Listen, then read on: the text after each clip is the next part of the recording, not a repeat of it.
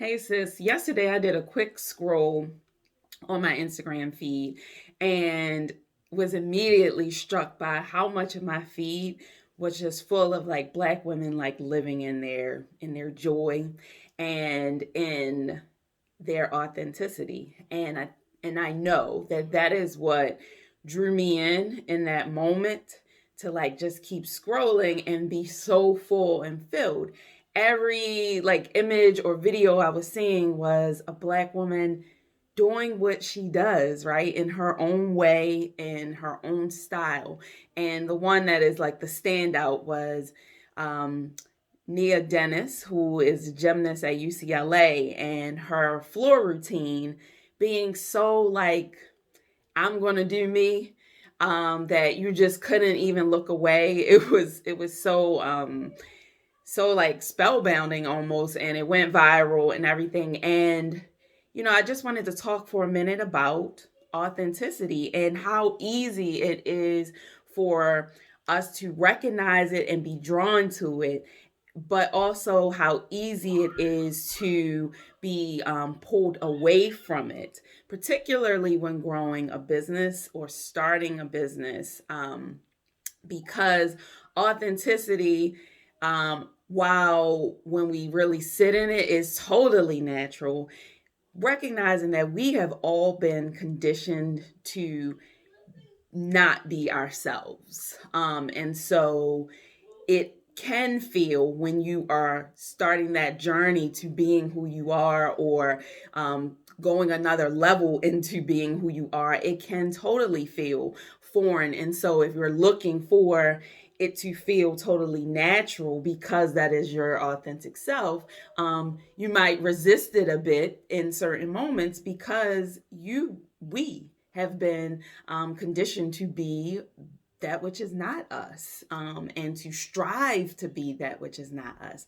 And so when I think about it in terms of business, we have, most of us, so many of us have actually left jobs or started our businesses out of a need to be more ourselves, and that feeling of pressure and discomfort that comes with like fitting you who you are, into a box that was not designed for you. And so many of us like left to do that, to be more free, to be more authentic. But because we've been so conditioned, it is something that has to be an active pursuit. And I think that oftentimes we assume that it won't be, that it will just flow.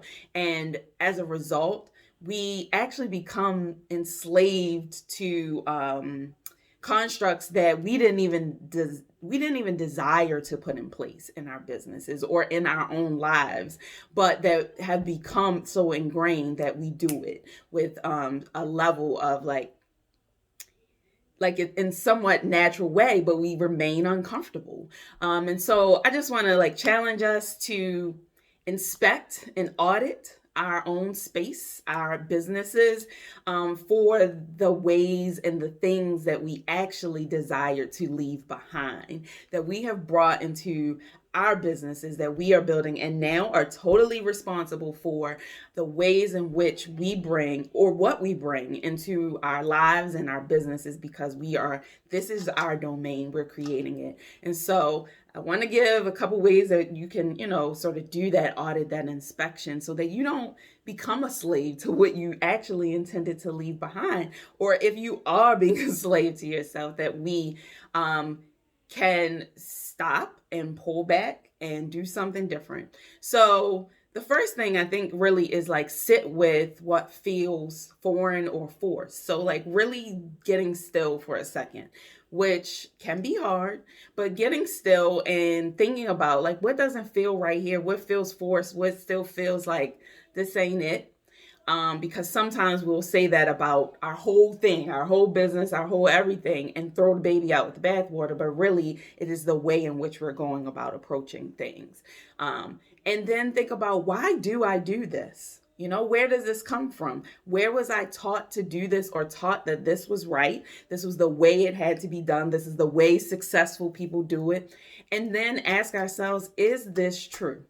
Is it actually true? Is there no proof that this can be done otherwise and lead to success or lead to the outcome that I ultimately want?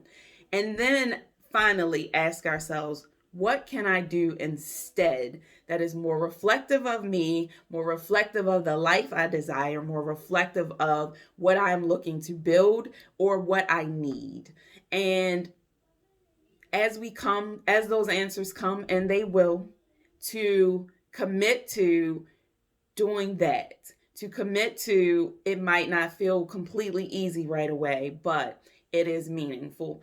And to decide that my authenticity and my ability to be who I know I am, or who I feel that I am to be, is more important than what I've bought into, these constructs that I've bought into. So I want to challenge each of us, to myself included, to really take inventory of the ways in which we are perpetuating what we left behind, or what we thought we left behind, in pursuit of being more us, bringing more joy, attracting more, because truly those authentic moments, and the people that we see and the brands that we see that are being the most that we're most drawn to, it is because they are being who they truly are, and we feel it. So